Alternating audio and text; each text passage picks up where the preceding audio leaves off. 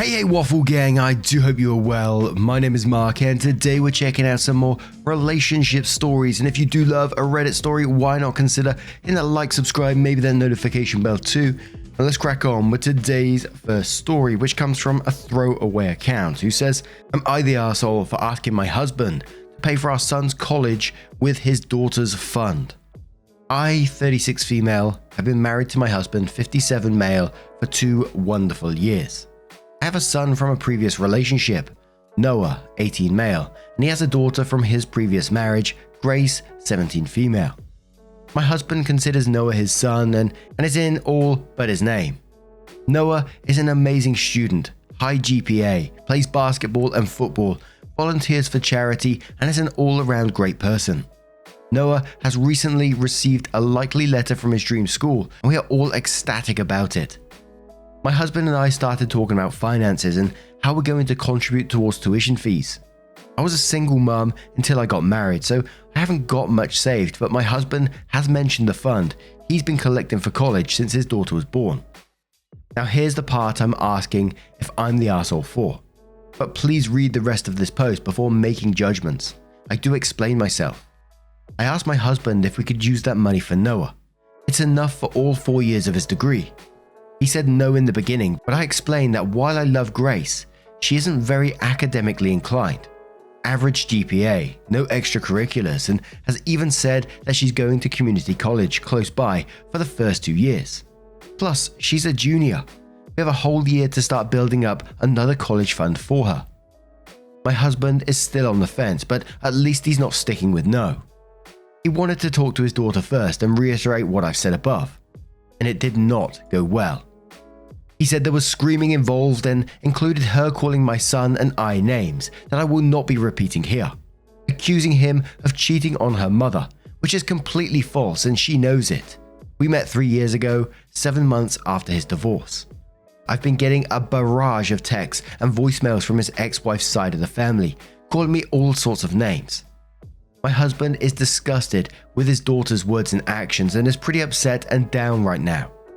I feel like I've caused this, but my mother, sister and aunt are telling me that I did the right thing, that my son deserves that money.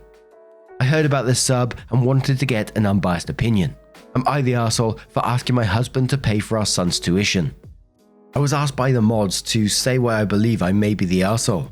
Because all of his daughters in the ex-wife's family is saying that I am, and I can see how upset my husband is. I can't help but think I may have caused it. And we're going to start with the comments straight away from Solo Throwaway, who says, "You're the arsehole, you're the arsehole, you're the arsehole. Whichever way you look at it, you're the arsehole. And anyone who tells you different, aka your side of the family, is an a-hole too. That's Grace's fund, not your son's. Quit it with the entitlement. And if your son is as academically and athletically gifted as you say he is, then he should be able to get some scholarships. Getting a part-time job is also an option, as is getting financial aid. Your lack of planning and saving is on you. Grace shouldn't have to pay for it. Being a single mother is no excuse. Also, your hubby spent close to 2 decades saving up for that fund, and your plan is to use it and make up for it in a year. And not even just use it for a year while you save up for the next 3 years. Still an a-hole move, but to a lesser extent. But no, you want the whole lot. Entitlement is really strong with you. Your son is not entitled to Grace's money. Whatever you think about her academic abilities, you denigrating them and her extracurriculars or lack thereof does not give you a pass to steal her college fund. And yes, steal, because that's what you would be doing. Edit 2, and since they are super okay with you taking that money that's not yours, instead of stealing Grace's money, why didn't you have your relatives, mother, sister and aunt, contribute to Saint Noah's college fund? Edit 3, you're the arsehole for the our son but his daughter bit. Crazy Mastiff says you're the arsehole. My son deserves that money. Wow, he doesn't deserve anything. You met and married a whole 3 years ago and you expect your husband to pay for your son's tuition. That's ballsy of you. Affectionate Escape says, wow, you're the arsehole, and says, so, new husband of 2 years, your daughter is kind of an idiot, so I think that you should give my perfect son her college fund that you've been saving for, since she was a baby, presumably with your ex-wife. How are you justifying that to yourself? Scorchy Song says you're the arsehole. You say your husband considers Noah as his own son, But you don't say that you see Grace as a daughter in the same way. The way she spoke to her father indicates even if you have the feeling, it's not mutual. You are full of praise for Noah, but the kindest thing you say about Grace isn't even a kind thing. It's something you think Noah can benefit from. If you've been open about your praise for him in the home, then that could feed into the bitterness Grace demonstrated. Actually, what are yours and Noah's relationship with Grace typically like? Has the blended family experience been a bumpy one? And one more comment from ND Collector and says, and quotes, that my son deserves that money. Then goes on to say you're the arsehole for that statement alone. The fund was set aside for his daughter. He's had it since his daughter was born, so for years when he was still married to his ex, so his ex-wife, who had no connection to your son, and his ex-wife's family, who has no connection to your son, probably threw a couple of bucks in there at some point, or helped out husband so that he was able to save money somewhere else and use that saved money to build up the fund. It's not just his money in there, it's their money too, and your son does not deserve a dime from them. Tell your mother and your sister and your aunt to open up their wallets. Edit, the way that you use our son and his daughter is something to reflect on too. So then OP goes on to update the post, which says, I've accepted my judgment of being the arsehole and read a lot of the comments. My husband and I had a talk last night and decided Noah won't get the entire fund. The plan is he will get enough for the first 3 years and the rest of the money will go to Grace. We will help Grace pay off any loans that she may have to get as soon as we're able and then start a new fund for our baby. Grace told us to screw ourselves when he told her, but we will still help her no matter what she does/says. Like I've said, I've accepted my judgment, but I will be fine with being called a lot worse if it means my son can go to his dream school. And apparently Grace found this post and posted a comment on the original post which says, you can't be freaking serious, Christina. When Victor asked me if this post was about me, I thought, no. She wouldn't be so crazy as to try and gain sympathy for this, but here you are. And the lies as well. Dad left us for you. That's why we call you a homewrecker, because you are. 7 months after the divorce, my ass. He went through that divorce while you lived with him. My mum told me not to hold that against him. That just because he was a bad husband didn't mean he was a bad father. Guess who's earned that new title? You lied to try and make yourself look better, and thousands of people still hate you. Congratulations. And when we got to the update and it says I've accepted my judgment of being the arsehole and I've read a lot of the comments, I thought, oh, thank goodness for that. But then it went on to say that Noah won't get the entire fund. Oh my word. Anyway, now I'm going to turn this one to you guys. What do you guys make of this situation? Let me know your thoughts down in the comments below. Let's move on to another story. And our next story comes from Vigilante Shit 13, who says, am I the arsehole for refusing to give my cousin-in-law my Taylor Swift ticket? I, 17 female, recently got Taylor Swift tickets for her Eras tour. As you probably know, it's very difficult to get these tickets. I actually waited 5+ hours in the Ticketmaster queue to get them. I've loved Taylor Swift since I was 2 years old. My cousin, John, 29 male, recently got married to his wife, Jane, 27 female. And I attended the wedding with my parents. At the wedding, another cousin of mine asked me whether or not I got tickets and I excitedly said yes. John overheard and pulled me aside and asked me if there was any chance I'd be willing to give my ticket to his wife, as she also tried to get tickets but didn't manage to get any. I said that I've waited a long time to get my ticket and that I didn't want to give it up because, as he knows, I love Taylor Swift and I'm really excited about going to the concert with my friends. He seemed disappointed but ultimately walked away. I went back to my table and thought nothing of it. Then John and Jane had their first dance, which was to Taylor Swift's Lover. At the end of the dance, he got on the microphone and told everyone at the wedding that I had so kindly decided to give Jane my Taylor Swift ticket as a wedding gift. Jane started crying and said I was the best cousin ever and that I made her wedding day 10 times better. I stood there in shock. And I asked if I could speak to her in private, but she just brushed me off. I tried to talk to John too, but he ignored me. My whole family kept coming up to me and saying how mature I was for giving my ticket to Jane and how it was the perfect way to welcome her to the family. I told them that I never said I'd give her my ticket, and I was planning on keeping it and going with my friends, like I had originally planned. Word got back to John and Jane actually started sobbing and saying that I was selfish for not giving her my ticket. and that since I didn't get her a wedding gift, the least I could do is give her my ticket. I stood my ground and said that I did not owe her anything. John then said I've already seen one of Taylor's concerts before and that Jane hasn't, so it's only fair that I give her my ticket. I said that I understand that it was really frustrating to wait in that queue only to not get the tickets, but it wasn't my job to make sure that Jane did, and that if they were patient, the scalper prices might go down by the show and she might be able to snag tickets then. John screamed at me to leave and said that I ruined his wedding. Some of my family have been messaging me saying I'm a selfish bitch for ruining Jane's wedding, and I should have waited until after the wedding to tell her that I wasn't giving her my ticket. Others, including my parents, agree that I had no obligation to give up my ticket. I hate conflict though, and part of me wonders whether I should have just let her have the ticket. So, am I the arsehole?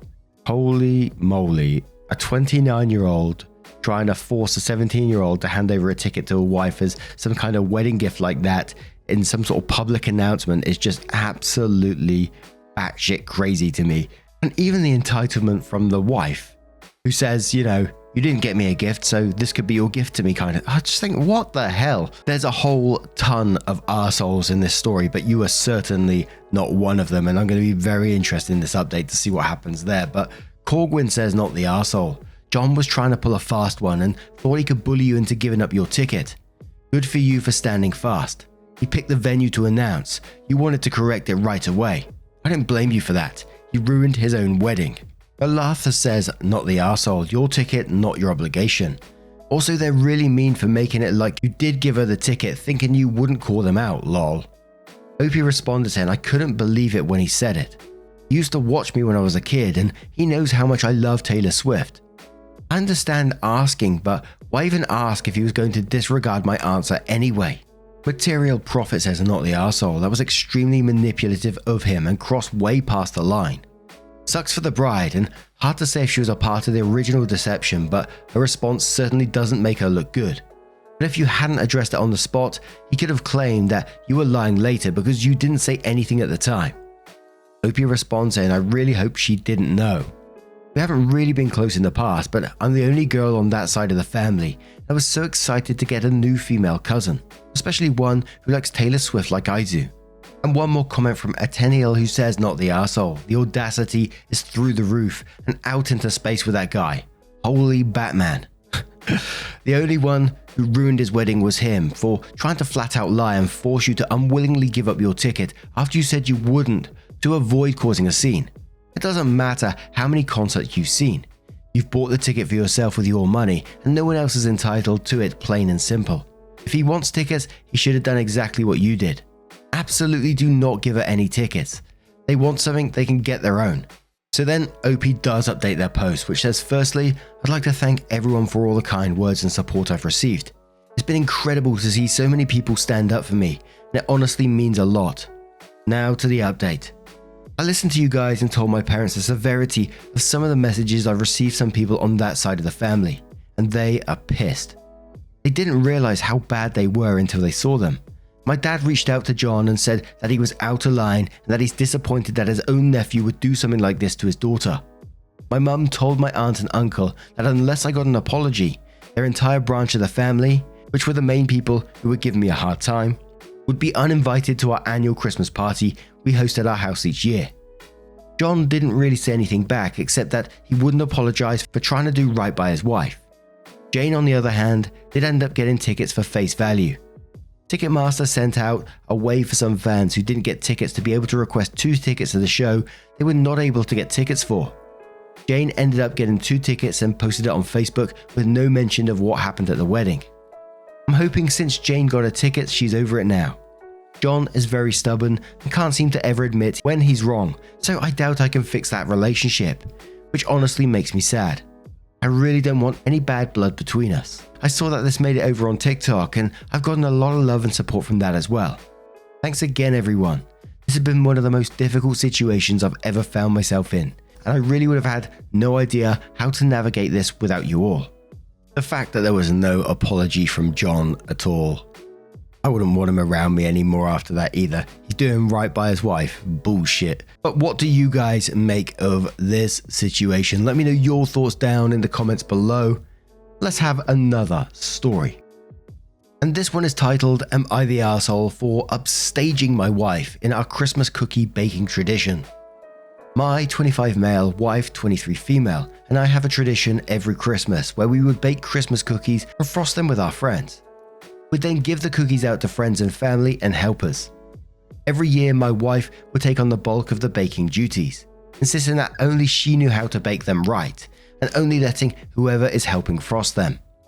She's always insisting on doing all the baking because frosting is the fun part and the only thing people want to do. Usually this frosting and baking marathon would last until the wee hours of the morning and start around noon. Well, this year, for reasons that aren't relevant to this post today, she would not be available on the day we normally do all of this. She was sad that we wouldn't be able to do our cookie tradition. I said that I was more than capable of baking the cookies. She seemed to think I was joking and that I could basically never do it myself. Well, I said I'd try, and she wished me a sarcastic good luck. Well, in the run-up to the days of baking and frosting, I start running drills to optimize production, enter testing, and a tragic mistake montage. I started rearranging the house in various configurations, running tests on the dough we were using to see how long it took to bake and making appropriate changes while running it by taste testers, substituting ingredients for quicker bake time while preserving taste, making the cookies as thin as possible without compromising frosting ratio, canvas space for creativity and/or compromising structural integrity, etc. Come the day of baking, I have everything down to a science. As friends and family come in, I give them the rundown. After a couple of hours, most kinks are worked out and cookies are flowing out at a breakneck pace. Eventually, we start running out of material, something that never happened under my wife's aegis. We start making runs to the store for the necessary raw materials to fuel our mighty cookie forges. By the time we were exhausted around 2 AM, we had produced at least 5 times the amount of cookies we ever had before. Well, my wife gets home a couple of days later and is weirdly upset. She insists the cookies taste weird, that we spent too much money, and that I was actively trying to make her look bad by making so much more than her. In truth, I ran blind tests to see if anyone could differentiate between our old recipe and mine, and no one could. I also spent 40% more than years previous, and I slotted in some cheaper ingredients and bought some stuff in bulk. And I had absolutely zero intention of upstaging her. I simply had the goal of maximize cookie production. She says that even if I didn't do it on purpose, that I should have thought about how it made her look to our circles, and that I've embarrassed her, and she actually called me an arsehole. She's never called me an arsehole in all 3 years of marriage, so I can't help but think I am. Am I the arsehole? And we're going to start off with Fencer, who says, I don't know if you're the arsehole, but it sounds like you took something she enjoys and was sad about missing and did it without her. I would be sad if someone did that to me personally. Edit to add my vote of not the arsehole. Reasonable Chart replies that and says, to me it sounds like she didn't think he could do it, or hell, even better than her. Also, it's a tradition. Do they have to stop because one person is missing for that year? She liked baking and basically gatekeeping it from others. He didn't do anything wrong with taking it over and trying it for one time that his wife couldn't do it. Not the arsehole. Real Talk Fast Walk says no one's an arsehole here. You didn't do anything wrong per se, and your methods sound fun and add a bit of a competitive edge which enhances the excitement for some people. But no one likes to discover that a tradition on which they spent time and effort and enjoy doing doesn't need them at all to function, and may even be better without the hard work. Maybe consider telling your wife how much you and your friend missed her at this year's event, and that you'd rather have her and less cookies than so many more cookies without her. Irish Whiskey says, so why did you deliberately try to make way more cookies than your wife and run blind taste tests to prove your point? Because if you just tried to help and did a good job and she was annoyed, I'd be blaming her. But you're really bragging in this post about how you did a much better job with science and rigor. And there's no obvious explanation for why you were trying to outshine her. If this was her thing and your goal was to prove you could do it better, then you'd come across as the arsehole. I noticed she said they tasted bad, you spent too much, and you deliberately tried to make her look bad, and you only defended the first 2 points. Opie responded saying, I'm just trying to make as many cookies as I could without compromising quality. I'm a single-minded obsessive, so I got really invested in that goal. And one more comment from Iron Blondies who says, I'm really torn on this one. You strike me as an engineer because of the way you approach this, by the way. I'm a bit impressed with the amount of prep and thought you put into it, which I have to imagine you did because you wanted to show your wife that you were capable, not as a middle finger to her. Her sarcastic reply made it clear she expected disaster. However, she took it as you were trying to supersede her as a cookie master, and it hurt her feelings. She also missed out on a fun night that she was probably really bummed out about. That being said, she sounds a little jealous that it went over so well without her, and she was expecting you to bomb. I think there's a bigger issue here than the cookie quality and amount. If she wants you to forego a tradition you guys have because she wasn't present, she needs to say that. If she felt left out, she needs to communicate that. For whatever reason, it's important to her that she be the cookie person. Talk to her about why that is.